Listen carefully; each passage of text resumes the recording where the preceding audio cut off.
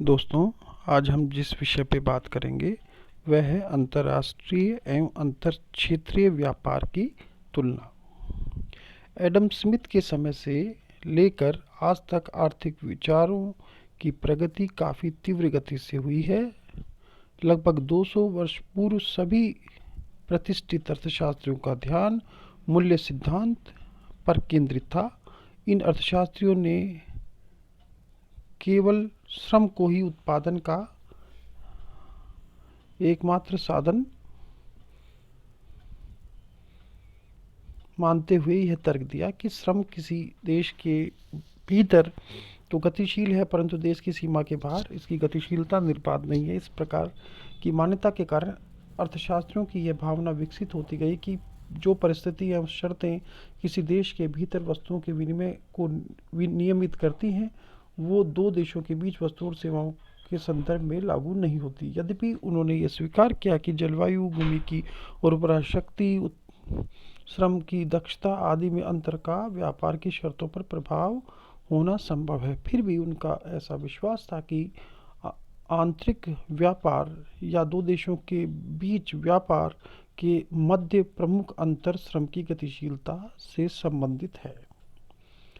Professor Olin ने प्रतिष्ठित मान्यताओं तथा तत्संबंधी निष्कर्षों को चुनौती दी और मार्शल को उद्धृत करते हुए ओलिन लिखते हैं कि श्रम, पूंजी एवं भूमि आदि उत्पादन के सभी साधनों में कुछ विशेषताएं होती है और इनमें प्रत्येक विशेषता का उत्पादन की प्रक्रिया पर विनिमय की संभावनाओं पर प्रभाव होता है, परंतु समस्या से संबद्ध कठिनाइयां प्रमुख रूप से स्थान में परिवर्तन एवं उस समय अवधि पर निर्भर करती है जिसमें बाजार का विस्तार हो रहा है। मार्शल के मतानुसार क्षेत्र की अपेक्षा समय का प्रभाव अधिक प्रबल होता है। ओलिन के मतानुसार आज के अधिकांश अर्थशास्त्री मार्शल की समय अवधि परिकल्पना टाइम हाइपोथेसिस से सहमत है। ओलिन के अनुसार एक से दूसरे निकटस्थ बाजारों के मध्य इसके विस्तार के माध्यम के स्थान तत्व को मूल्य निर्धारण के सिद्धांत के में पूर्ण रूप से सम्मिलित किया जाना चाहिए।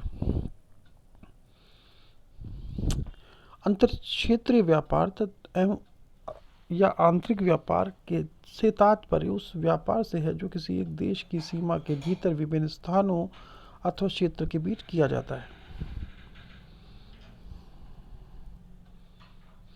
एबल ने आंतरिक व्यापार की परिभाषा करते हुए कहा है कि गृह व्यापार, होम ट्रेड से तात्पर्य एक सामान्य व्यापार से है जो किसी क्षेत्र विशेष के अंतर्गत किया जाता है, यानी उसकी सीमाओं के अंतर्गत किया जाता है। इसके विपरीत अंतर्राष्ट्रीय व्यापार से तात्पर्य उस व्यापार से होता है जिसके अंतर्गत दो या दो से अधिक स्वतंत्र राष्ट्रों के मध्य वस्तुओं और सेवाओं का विनिमय किया जाता है। उदाहरण के लिए, जब भारत अमेरिका से कोई व्यापार करता है तो उस व्यापार को हम अंतर्राष्ट्रीय व्यापार कहते हैं।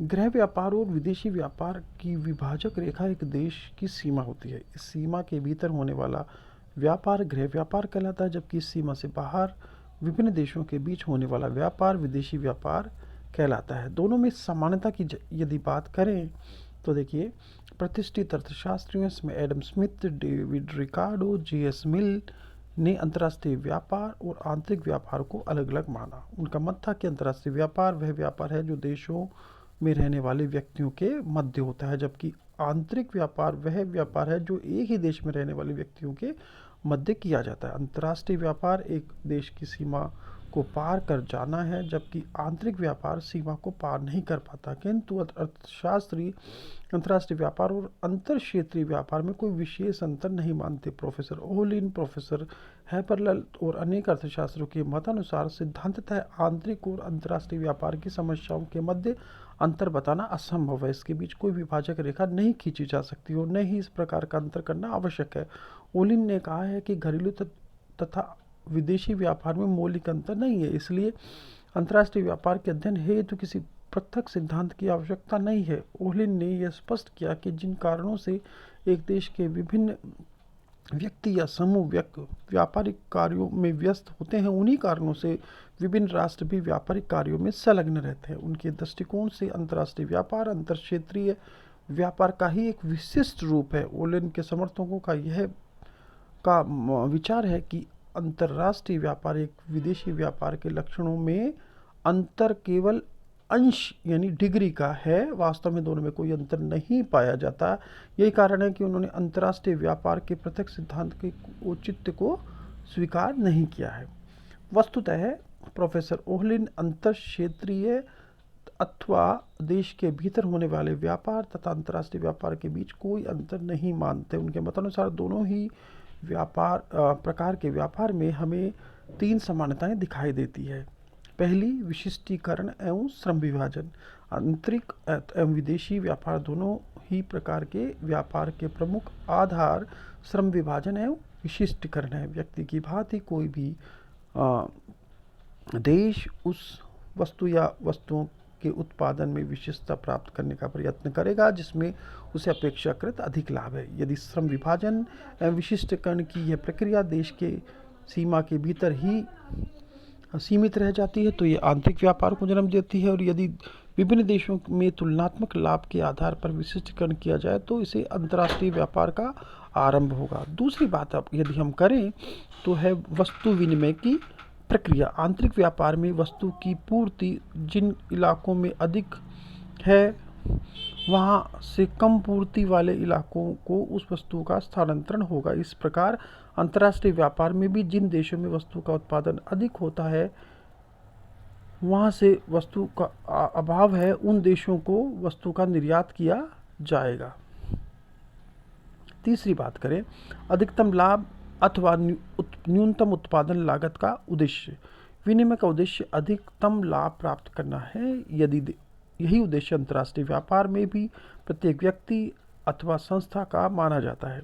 जब तक व्यापार में लाभ होता है व्यापार की प्रक्रिया चलती है। यदि व्यापार में हानि प्रारंभ हो जाए तो व्यापार स्थगित करना पड़ता है। दोनों ही प्रकार के व्यापार में न्यूनतम लागत पर उत्पादन प्राप्त करते हुए बाजार में उस क्रेता या क्रेता समूह को ढूंढना होता है जिससे अधिकतम आय प्राप्त हो सके। यह स्थिति आंतरिक एवं अंतर्राष्ट्रीय व्यापार में समान रूप से मानी जाती है। सामाजिक संबंध की यदि हम बात करें, जब एक ही देश के 2 दूरस्थ क्षेत्रों में व्यापार होता है तो दोनों में जब एक दूसरे के सामाजिक रीति रिवाज और परंपराओं का आदान प्रदान होता है, जैसे राजस्थान व पश्चिम बंगाल के बीच व्यापार होता है तो दोनों एक दूसरे की संस्कृतियों से परिचित होते हैं। इसी प्रकार जब 2 देशों के बीच व्यापार होता है तो उसमें भी सामाजिक और सांस्कृतिक विचारों का आदान प्रदान होता है। ऐच्छिक सौदा। अंतरराष्ट्रीय और अंतर क्षेत्रीय व्यापार दोनों ही ऐच्छिक सौदों पर निर्भर करते हैं। विदेशी वस्तुओं का भी उसी प्रकार क्रय और विक्रय किया जाता है जब दोनों देश उसके लिए इच्छुक हों। इसी प्रकार आंतरिक अथवा अंतर क्षेत्रीय व्यापार में भी वस्तुओं का क्रय विक्रय दोनों पक्षों की इच्छा पर ही निर्भर करता है। किसी भी व्यक्ति या संस्था द्वारा वे विवश नहीं किए जा सकते। ओलिन ने इस प्रकार अंतरराष्ट्रीय व्यापार के लिए उन्हीं सिद्धांतों का अध्ययन करने पर बल दिया जो अंतरराष्ट्रीय या आंतरिक व्यापार हेतु प्रयुक्त होते हैं। उन्होंने अपनी स्पेस थीसिस को आर्थिक जीवन में 2 कारणों से अत्यधिक महत्वपूर्ण बताया। प्रथम, निर्दिष्ट क्षेत्रों में विभिन्न उत्पादकों की स्थिति निश्चित है और उसमें सरलता से कोई परिवर्तन संभव नहीं है। दूसरे, वस्तुओं का स्थानांतरण एक से दूसरे स्थानों पर बिना परिवहन व्यय किए संभव नहीं हो पाता। ओहलिन के स्थान संबंधी थीसिस का आर्थिक जीवन में दोहरा महत्व है। प्रथम, विभिन्न फर्मों की स्थिति अपने आप में भिन्न होती है और कोई भी फर्म एक स्थिति से दूसरी पर सरलतापूर्वक नहीं जा सकती। इसका एक कारण उसकी स्थिर लागतों फिक्स कॉस्ट में भी निहित है। दूसरी, वस्तुओं के एक स्थान से दूसरे स्थान में स्थानांतरण में परिवहन लागतों के कारण भी बाधा उपस्थित होती है। इसलिए 2 प्रमुख बातों पर आंतरिक एवं विदेशी व्यापार का अंतर आधारित होता है, स्थान संबंधी कारण और साधनों की गतिशीलता अथवा इसकी अगतिशीलता। इसी बात को इस रूप में भी व्यक्त किया जा सकता है कि जहाँ अंतरक्षेत्रीय व्यापार का सिद्धांत देश की सीमाओं के भीतर होने वाले व्यापार का विवरण है। अंतर्राष्ट्रीय व्यापार का सिद्धांत देश की सीमा के बाहर होने वाले सौदों की विवेचना प्रस्तुत करता है। वस्तुतः अनेक ऐसी बातें हैं जो अंतरक्षेत्रीय और अंतर्राष्ट्रीय व्यापार के अंतर को स्पष्ट करती है। यदि हम अंतर की बात करें तो हैबरलैंड ने कहा है कि प्रतिष्ठित वस्तुओं का मत था कि देशी एवं विदेशी व्यापार में मूलभूत अंतर पाया जाता है। इस मूलभूत अंतर के कारण ही अंतर्राष्ट्रीय व्यापार के अध्ययन के लिए एक पृथक सिद्धांत की आवश्यकता को स्वीकार किया जा सकता है। यदि हम अंतर या कारणों की बात करें तो पहला कारण उत्पादन के साधनों की गतिशीलता का अंतर, जिसकी चर्चा हम पूर्व में कर चुके हैं। प्रतिष्ठित अर्थशास्त्री मानते हैं कि उत्पादन का एकमात्र साधन श्रम है और श्रम एक देश से दूसरे देश को सरलतापूर्वक गतिशील होना संभव नहीं है। फिर भी रिकार्डवादी प्रतिष्ठित अर्थशास्त्री स्वीकार करते थे कि देश के भीतर श्रम की गतिशीलता संभव है। तो गतिशीलता एक महत्वपूर्ण कारण है। उत्पादन के साधनों में विद्यमान गतिशीलता के इसी अभाव के कारण उत्पादन लागतों में सापेक्ष या तुलनात्मक अंतर उत्पन्न होते हैं। एक देश के भीतर तो मूल्यों का निर्धारण उत्पादन लागतों के आधार पर सरलतापूर्वक किया जा सकता है, लेकिन इसके विपरीत अंतर्राष्ट्रीय व्यापार से लागतों का मूल्य निर्धारण की प्रक्रिया में कोई महत्व नहीं है। श्रम या उत्पादन के साधनों में गतिशीलता के अभाव के कारण अंतर्राष्ट्रीय श्रम विभाजन की उत्पत्ति होती है और इसके फलस्वरूप निरपेक्ष या सापेक्ष लागत लाभ प्राप्त होते हैं। साधारणतया एक देश के अंदर एक वस्तु की कीमत उसकी उत्पादन लागत के बराबर होती है, विशेष रूप से जबकि विश्लेषण का समय पर्याप्त लंबा हो। अगर दीर्घकाल में किसी उद्योग या में सामान्य लाभ प्राप्त होता है तो उस उद्योग में अधिक साधनों का प्रयोग किया जाएगा, जिसके फलस्वरूप उत्पादन में वृद्धि होगी और उस वस्तु की कीमत में कमी हो जाएगी। यह प्रक्रिया तब तक चलती रहेगी जब तक कि उस वस्तु की कीमत उत्पादन लागत के बराबर नहीं हो जाती। इसके विपरीत भी दूसरा कारण राष्ट्रीय नीतियों में भिन्नता। विभिन्न देशों में कर प्रणाली, श्रम के स्तर, कारखानों और श्रमिक संघों से संबंधित नियमों में काफ़ी अंतर होता है। इसके विपरीत एक देश के भीतर ये नियम लगभग एक जैसे होते हैं, जबकि विभिन्न देशों में इन नियमों की भिन्नता के कारण अंतर्राष्ट्रीय और अंतर्क्षेत्रीय व्यापार की शर्तों में भी काफ़ी अंतर पाया जाता है।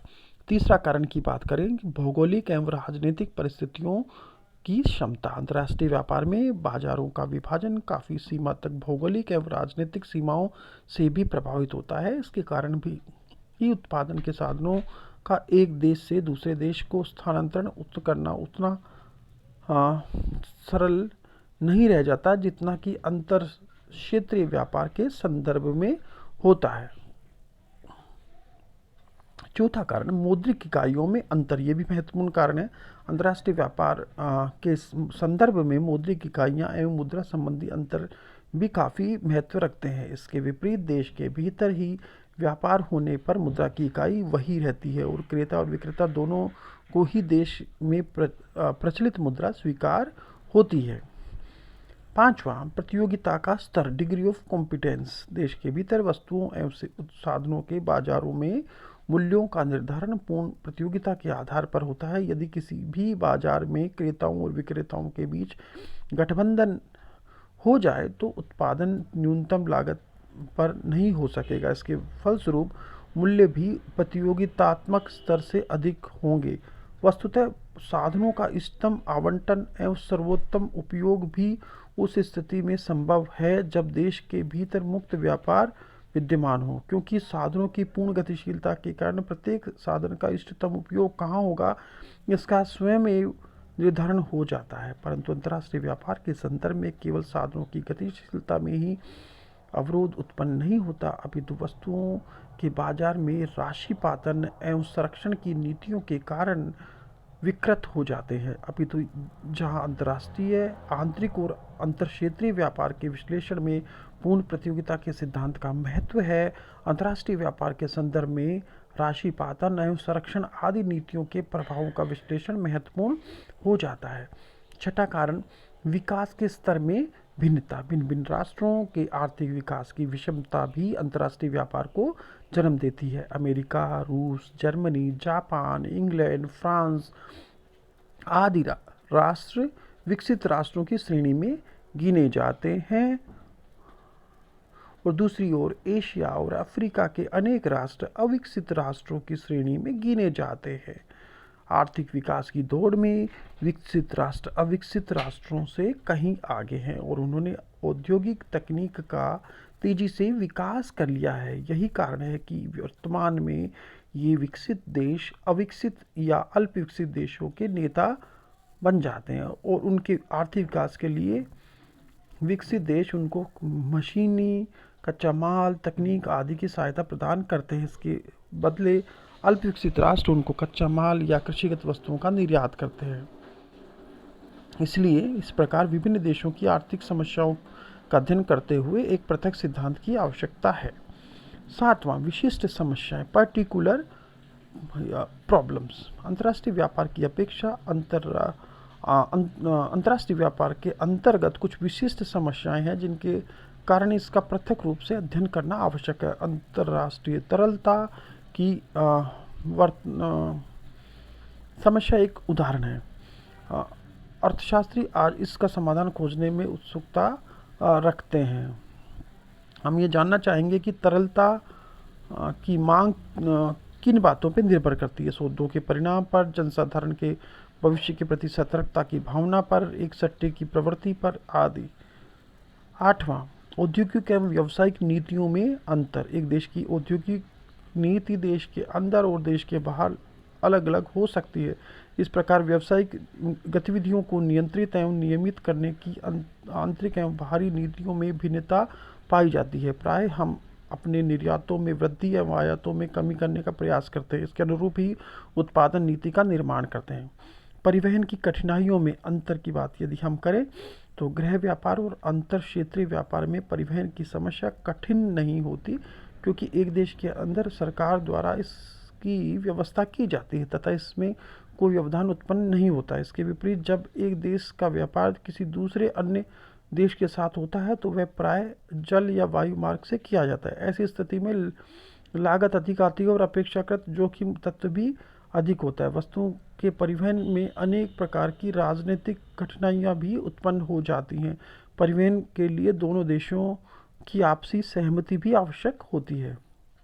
10वां, अंतर्राष्ट्रीय मौद्रिक सहयोग की समस्या। गृह और आंतरिक व्यापार में एक ही मुद्रा का प्रयोग होता है, अतः किसी प्रकार की मौद्रिक सहयोग की आवश्यकता नहीं पड़ती, किंतु दो देशों के मध्य व्यापार में मौद्रिक सहयोग आवश्यक होता है। इसके लिए विभिन्न मौद्रिक संस्थाओं का होना आवश्यक है। यह संस्थाएं अंतर्राष्ट्रीय व्यापार की मात्रा एवं दिशा दोनों में परिवर्तन कर सकती है।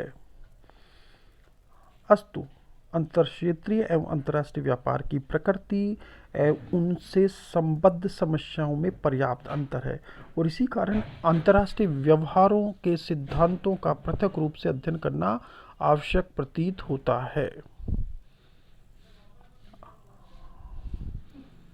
अंतर्राष्ट्रीय व्यापार की आवश्यकताओं की बात करें, नीड फॉर इंटरनेशनल ट्रेड। वर्तमान समय में विश्व की अर्थव्यवस्था में अंतर्राष्ट्रीय व्यापार का एक महत्वपूर्ण स्थान